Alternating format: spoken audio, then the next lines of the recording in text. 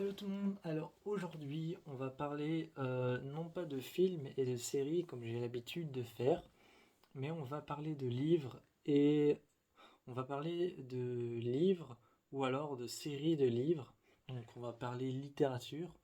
Pour ceux qui aiment la littérature, souvent certains films souvent sont inspirés de livres, de romans. Et certains films, parfois, sont même inspirés de pas de manga, mais de comics. Voilà, certains films sont inspirés de comics. Alors, je peux vous en citer un film qui est inspiré d'un livre. euh, euh, Par exemple, The Rite, avec Anthony Hopkins, est inspiré d'un roman noir. Et La Chapelle du Diable, ou The Unholy, est inspiré d'un roman qui s'appelle Le Sanctuaire. Et il y a aussi The New Mutants avec Anya Taylor-Joy, qui est inspiré, lui, d'un comics qui s'appelle Les Nouveaux Mutants. Alors aujourd'hui, on va parler de mon auteur préféré. Je vous le présenterai petit à petit, mais je pense que vous allez comprendre. Mon auteur préféré, c'est un auteur qui fait souvent des livres avec une complexité, mais il fait souvent des livres avec une complexité, une histoire complexe, une histoire étrange, avec du suspense, des questions qu'on se pose lorsqu'on lit le livre, et c'est ce qui fait sa particularité, que ces livres sont très attachants. Euh, Ce romancier, je vous en dis le plus possible sur lui, pour que vous puissiez deviner tout seul, mais évidemment je vous dirai son nom au bout d'un moment. Ce romancier vit à New York. Il vit à New York et il a publié un bon nombre de livres, dont son livre le plus connu, qui a été refait en film en plus. On va parler de son livre le plus connu, on va parler de ce romancier, et son livre le plus connu, je crois que vous allez comprendre de qui on va parler et quel est mon romancier préféré. Son livre le plus connu, c'est Et si c'était vrai. Enfin, et si c'était vrai, je crois. Si c'était vrai, c'est son livre le plus connu. On va parler de Marc Lévy en fait. Marc Lévy, c'est mon auteur préféré. J'adore ses livres. J'adore vraiment ce qu'il fait. Je trouve que à chaque fois qu'il sort, je trouve qu'à chaque fois qu'il sort un livre, il réussit vraiment à sortir un univers nouveau, différent et toujours dans la même vibe. Toujours dans la même vibe, il avait sorti un livre que j'avais lu. J'avoue que celui-ci ne m'a pas plu.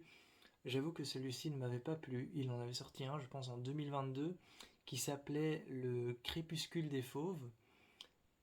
J'avais pas compris l'histoire. C'était sur des hackers qui travaillaient pour une entreprise, un truc étrange. Et Le Crépuscule des Fauves, honnêtement, j'avais pas trop aimé. J'ai pas attaché à l'histoire. Mais on va parler aujourd'hui d'un livre de Marc Lévy que j'aime beaucoup, qui s'appelle La Symphonie des monstres. On va parler de la Symphonie des monstres. L'histoire est assez simple, c'est compliqué aussi, hein. C'est compliqué, mais l'histoire est assez simple. Je crois qu'on suit une femme. Je l'ai lu pas complètement en entier, mais quand même, je l'ai lu une fois et une deuxième fois pas complètement en entier. Je crois qu'on suit l'histoire d'une femme et d'un enlèvement. Et en fait, dans ce livre, on essaye de voir pourquoi cette personne a été enlevée. Mais la particularité du livre, c'est qu'on voit tout depuis le point de vue. On voit pas tout depuis le point de vue des victimes qui essayent de trouver pourquoi elle a été enlevée. On voit surtout les choses depuis le point de vue du tueur. Enfin, depuis le point de vue du kidnappeur. Ça, c'est la particularité de ce livre. Ce livre, je l'ai beaucoup aimé. Il a énormément de rebondissements. Il a énormément de rebondissements où on passe de la victime au kidnappeur, où on passe de la victime du kidnappeur au kidnappeur, et où on passe de la famille de la victime à la victime. Et c'est vraiment un film, c'est vraiment un livre qui, si je me trompe entre livre et film, c'est parce que je suis habitué à faire des critiques de films. Donc excusez-moi si jamais ça m'arrive encore.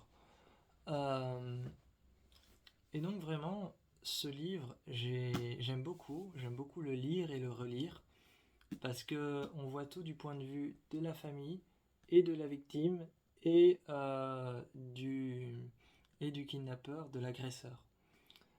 Ce que Marc Lévy réussit toujours à faire dans ses histoires, et ça m'impressionne, c'est d'ailleurs surtout, je vais essayer de trouver quelque chose que j'ai beaucoup aimé avec ce livre. Euh, ouais.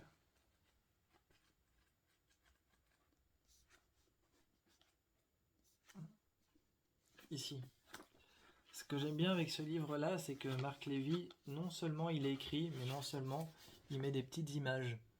Donc il met des petites images, par exemple, là certainement que le texte d'avant parlait certainement d'un orphelinat ou alors d'un endroit où des enfants sont, euh, sont admis parce que l'image en soi, vous la voyez peut-être pas, mais c'est une rangée de lits contre un mur, et donc on dirait l'intérieur d'un orphelinat. Donc certainement que ça parlait d'un orphelinat ou alors de l'endroit où dort la victime, je sais pas trop, mais il met des images dans ce livre-là, et ça nous aide beaucoup à visualiser ce qu'il essaye de nous dire.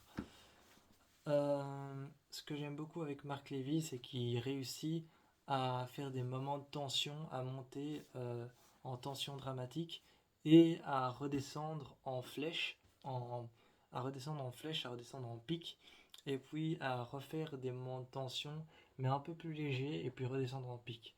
Il a vraiment ce côté où la timeline de son, pas la timeline de son livre, mais la ligne de tension de son livre va faire des hauts, des grands bas, des montées un peu plus contrastées, et puis des grands hauts et un énorme bas, des montées beaucoup plus contrastées, et toujours la même chose, toujours sur ce même schéma où on a une grande pique et une grande descente, et puis on est sur un contraste un peu plus horizontal, et puis on repart dans des graduations qui nous font des hauts et des bas, et c'est ça qui nous laisse c'est ça qui nous laisse perplexes sur le fait que l'histoire soit compliquée, mais c'est ça qui nous donne envie aussi de continuer, parce que quand tu as eu une montée et une descente, et que tu repars dans l'histoire de manière plate, t'as envie de continuer le livre, quoi.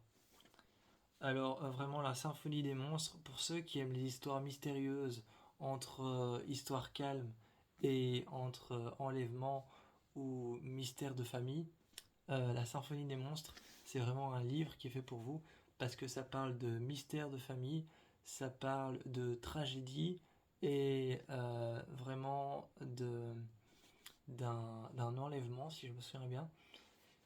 Et donc, vraiment, Marc Lévy, c'est son tout dernier, hein, c'est son dernier qu'il a sorti en 2023, ou en 2024 même. Donc, honnêtement, Marc Lévy, La Symphonie des Monstres, je vous le conseille énormément pour ceux qui aiment tout ce qui est tragédie familiale.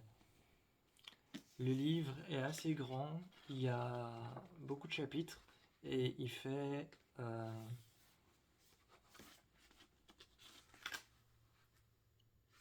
388 pages. Voilà. Il fait 388 pages. J'avoue que le plus grand livre que j'avais lu, moi, c'était un.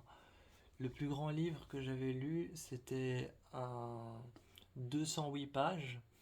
Et celui-ci a battu le record du plus grand livre que j'avais lu. Et j'aime beaucoup les briques, hein, donc ne vous étonnez pas que dans mes critiques de livres, souvent reviennent des gros livres. Les petits livres, j'aime pas trop ça. Je préfère les grosses briques parce que tu mets plus de temps à rentrer dans l'intrigue, t'as plus de temps pour découvrir les personnages, et tu profites beaucoup plus. Donc voilà, c'était simplement une petite présentation de Marc Lévy et de La Symphonie des monstres. Moi, je vous encourage vraiment à aller lire ce livre. Et je vous fais plein de bisous, et on se retrouve pour un nouveau livre.